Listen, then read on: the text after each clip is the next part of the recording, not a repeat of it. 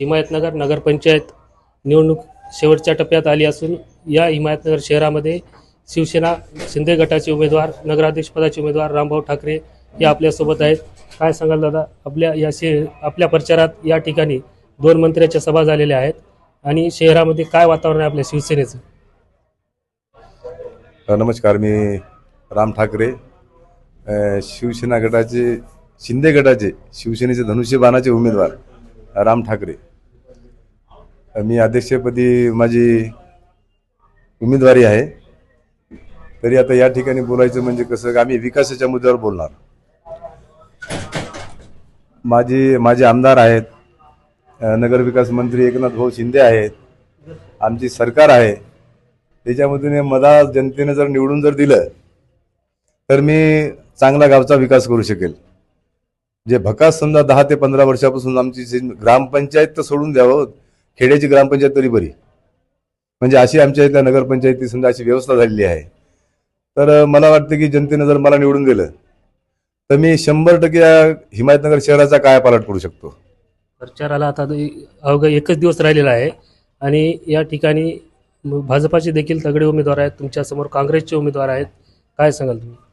नाही, या ठिकाणी भाजपचा तर काही विषय येणार नाही. या ठिकाणी आता हे ऐन टाईमला समजा मी वानखेडे साहेबाला बोललो होतो की साहेब, मी तुम्हाला विनंती करतो की बाबा तुमची काही इच्छा जर असेल समजा तर तुम्ही या ठिकाणी उमेदवारी करू शकता, मी माघार घेतो. आमदार साहेब स्वतः म्हणले, रामभाऊ तुम्ही बाबा जवळपास 25 ते 30 वर्षापासून समजा एकनिष्ठ शिवसेनेचं काम करता आणि तुम्ही एवढं माघार घेऊन द्यायला कसं का साहेब? जर आपल्यामध्ये जर फूट होत असेल समजा, आपल्या समाजामध्ये काही फूट होत असेल समजा, या ठिकाणी आपला झेंडा फडकत नसेल तर त्या ठिकाणी त्यांची जर इच्छा असेल समजा तर कशाला बाबा त्यांनी जर राहिलं आपण त्याच्या पाठीमागे राहू. मला फक्त एकी राहणं फार महत्वाचं वाटते.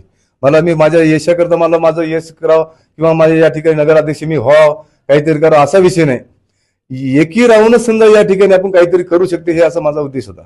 त्याच्यामुळे 2 सभा झाल्या होत्या आपल्या. या सभेमध्ये म्हणजे आमदार बाबुराव कदम कोळीकर, हेमंत पाटील साहेब आणि दोन्ही मंत्र्यांना आपलं कौतुक केलं. तुम्ही गेल्या 35 वर्षापासून शिवसेनेचं निष्ठावंतपणे काम करत आहात.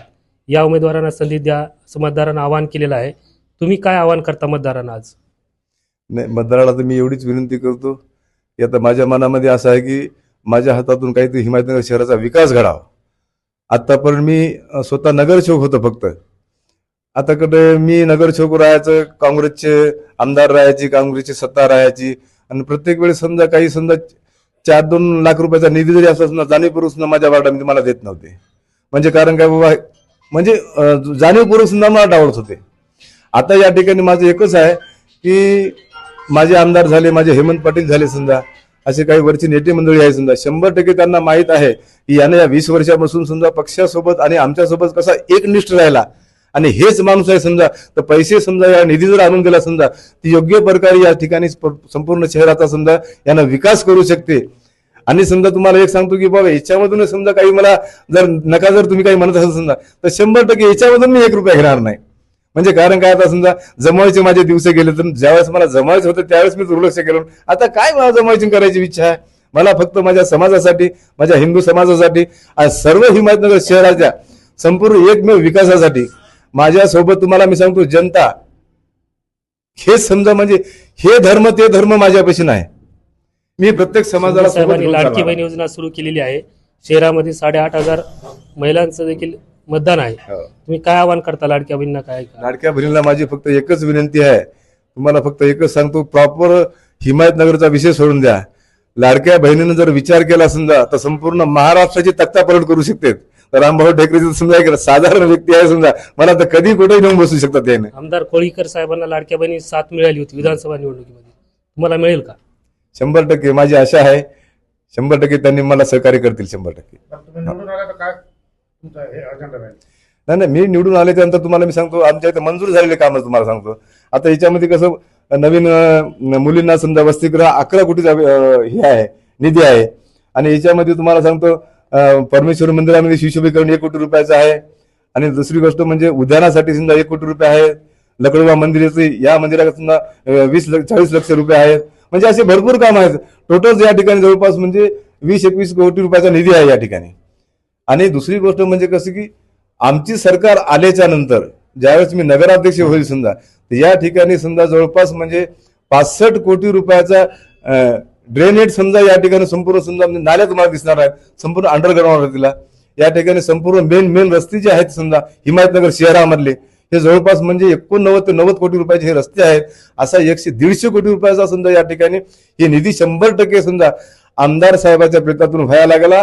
आणि या ठिकाणी आमचे केंद्रीय आपले मंत्री आमचे एकनाथ भाऊ शिंदे जे समजा नगर विकास मंत्री आहेत ते 100% या ठिकाणी देतील, त्यांच्या आशीर्वादाने हे संपूर्ण होतील. या ठिकाणी आमचे हेमंत पाटील असो, आमचे आमदार असो, हे सर्व जाणीवपूर्वक माझ्याकडे लक्ष ठेवून की या ठिकाणी समजा बराबरीचे समजा माझे सगळे आमदार खासदार होऊन गेले, मी जाग्यावरच हो रामू तुला आज वेळ आणार आहे काहीतरी होईल म्हणून फक्त एवढीच समजा त्यांनी एक हे म्हणजे आशा बाळगतात.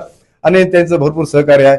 आणि जनतेच्या हातामध्ये सर्व आहे, जनता आहे, कोणाला कुठेही बसू शकते, कोणाच्या भूलथापेला बळू पडू नका. इमानदारी सोबत माझ्यासोबत एकनिष्ठ राहा.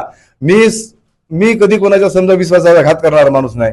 जेवढं जमल तेवढं कोणत्याही समाजाचा व्यक्ती असो की त्याचं समजा काम 100% मी पूर्ण करल, मी याचा त्याचा कधी म्हणणार नाही. बस एवढं ते बोलतो मी. शिवसेना नगराध्यक्ष पदाचे उमेदवार रामभाऊ ठाकरे यांनी मतदारांना एक भावनिक आवाहन केलेलं आहे आणि त्यांच्या आव्हानाला देखील मतदार साथ देतील हीच अपेक्षा आहे. धन्यवाद. बरोबर.